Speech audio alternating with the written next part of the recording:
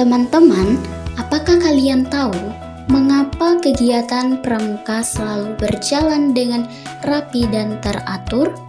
Nah, itu karena di balik setiap kegiatan ada susunan organisasi yang mengatur jalannya gerakan pramuka dari tingkat nasional sampai ke gugus depan. Sebelum kita mempelajari lebih dalam, mari kita pahami dulu bagaimana organisasi pramuka tersusun. Nah, materi kita hari ini adalah struktur organisasi pramuka. Sebelum itu, kita akan mengetahui terlebih dahulu pengertian dari struktur organisasi gerakan pramuka. Jadi, apakah itu gerakan pramuka? Nah, gerakan pramuka merupakan sebuah organisasi pendidikan nonformal yang berfokus pada pengembangan kepribadian dan kecakapan hidup bagi kaum muda di Indonesia. Jadi, kata pramuka merupakan singkatan dari Praja Muda Karana yang memiliki arti rakyat muda yang suka berkarya. Sementara yang dimaksud kepramukaan adalah proses pendidikan di luar lingkungan sekolah dan di luar lingkungan pendidikan. Gerakan pramuka telah menjadi salah satu wadah penting dalam pembentukan karakter bangsa dengan tujuan untuk menciptakan generasi yang bertanggung jawab, mampu membina dan mengisi kemerdekaan bangsa. Namun, untuk mencapai tujuan ini, gerakan pramuka tidak hanya membutuhkan kegiatan pramuka, itu juga membutuhkan struktur organisasi yang solid dan dukungan dari berbagai pihak. Sekarang kita akan membahas mengenai bagian struktur organisasi pramuka.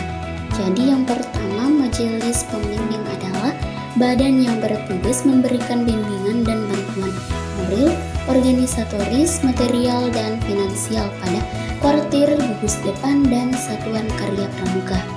Majelis pembimbing dibentuk di tingkat nasional, daerah, cabang, ranting, gugus depan, dan saka. Kemudian, Badan Pemeriksaan Keuangan Gerakan Pramuka atau BPK adalah badan independen yang dibentuk musyawarah gerakan pramuka dan bertanggung jawab kepada musyawarah gerakan pramuka. Kemudian, kuartir dan koordinator GUDEP merupakan perangkat dan mekanisme kerja untuk mencapai tujuan gerakan pramuka. Sekarang kita akan membahas mengenai peranan majelis pembimbing dalam gerakan pramuka. Jadi fungsi utama majelis pembimbing adalah memberi bimbingan dan bantuan kepada kuartir atau pimpinan satuan gerakan pramuka yang bersangkutan sehingga kuartir atau pimpinan kuartir gerakan pramuka dapat menjalankan segenap usahanya untuk memecahkan masalah-masalah moral, mental, dan psikologis untuk meningkatkan kondisi dan kemampuannya.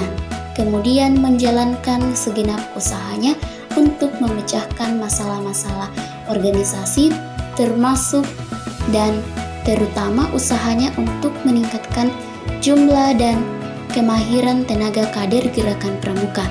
Kemudian menjalankan segenap usahanya untuk memecahkan masalah-masalah material, terutama usahanya untuk memperoleh alat-alat perlengkapan di tingkat kuartir. Kemudian menjalankan segenap usahanya untuk memecahkan masalah-masalah finansial, terutama usahanya untuk mengumpulkan dana, yaitu dengan usaha untuk memperoleh subsidi atau bantuan dari pemerintah dan bantuan lain dari masyarakat yang tidak bertentangan dengan undang-undang dan AD/ART gerakan pramuka. Selanjutnya, struktur organisasi majelis pembimbing. Jadi, struktur organisasi majelis pembimbing terdiri dari Majelis Pembimbing Nasional atau Mabnas, yaitu diketahui oleh Presiden Republik Indonesia. Kemudian Majelis Pembimbing Daerah atau Mabida diketahui oleh Gubernur. Kemudian Majelis Pembimbing Bupati atau Wali Kota, ini cabang atau Mabicap diketahui oleh Bupati atau Wali Kota. Kemudian Majelis Pembimbing Ranting atau Mabiran ini diketahui oleh Camat atau Kepala Distrik. Kemudian Majelis Pembimbing Satuan Karya Pramuka atau Mabisaka dan Gugus Depan atau Mabibus ini diketahui oleh seorang ketua yang dipilih dan anggota Mabi atau dijabat oleh pimpinan tertinggi dari institusi atau lembaga tempat gugus depan dan satuan karya pramuka berpangkalan. Kemudian Majelis Pembimbing Satuan Komunitas Pramuka atau Mabisako. Nah, ini diketahui oleh tokoh yang dipilih dari dan oleh komunitas yang bersangkutan. Selanjutnya kita membahas mengenai kuartir-kuartir gerakan pramuka. Yang pertama kita harus mengetahui pengertian kuartir-kuartir gerakan pramuka. Jadi kuartir adalah pusat pengelolaan gerakan pramuka yang dipimpin secara kolektif oleh pengurus kuartir yang terdiri atas para andalan. Adapun susunannya adalah sebagai berikut. Yang pertama seorang ketua, kemudian beberapa orang wakil ketua yang merangkap sebagai ketua bidang, kemudian seorang sekretaris jenderal untuk kuartir nasional atau seorang sekretaris untuk jajaran untuk kuartir yang lain, kemudian seorang bendahara. Selanjutnya kita membahas mengenai fungsi kuartir-kuartir gerakan pramuka. Jadi, fungsi-fungsi kuartir gerakan pramuka ini berjenjang mulai dari tingkat nasional, daerah, cabang, sampai ranting adalah sebagai berikut. Yang pertama yaitu Komnas, yaitu kebijakan dan perencanaan strategi pada tingkat nasional. Komnas menetapkan kebijakan-kebijakan penyelenggaraan kepramukaan termasuk penentuan perencanaan strategi untuk kurun waktu tertentu. Kemudian yang kedua ada Korda, yaitu pengendalian manajemen pada tingkat provinsi. Korda mengkoordinasi penerapan kebijakan-kebijakan tersebut di wilayahnya dengan menyesuaikan pada kondisi daerahnya. Kemudian Korcap, yaitu pengendalian operasional pada tingkat kabupaten atau kota. Korcap menyelenggarakan pengendalian operasional atas penyelenggaraan kebijakan itu serta bertanggung jawab atas pembinaan gudep dan kegiatan kepramukaan dalam wilayahnya.